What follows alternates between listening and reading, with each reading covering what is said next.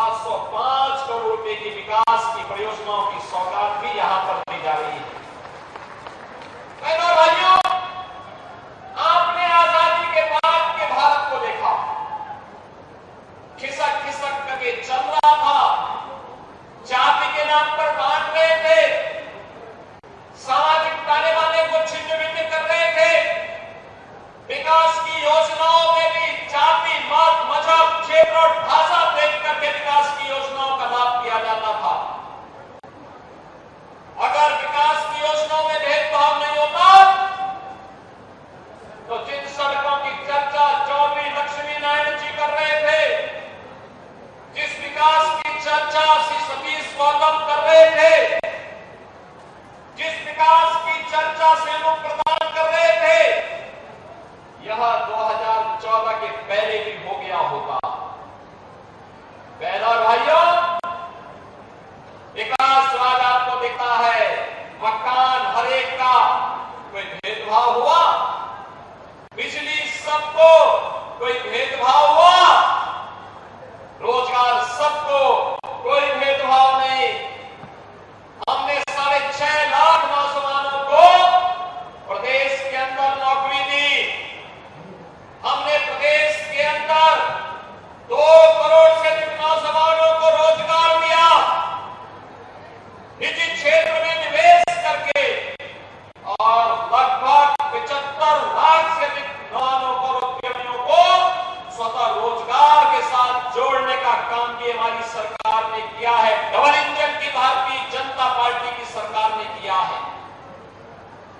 मकान सबको, बिजली सबको, उज्ज्वला योजना में रसोई गैस के कनेक्शन सबको, पानी सबको, सड़क का काम भी हुआ, बड़े बड़े कार्य भी हुए, लेकिन भेदभाव किसी के साथ नहीं किया। जाति के नाम पर नहीं, मत और मजहब के नाम पर नहीं, क्षेत्र और भाषा के नाम पर नहीं।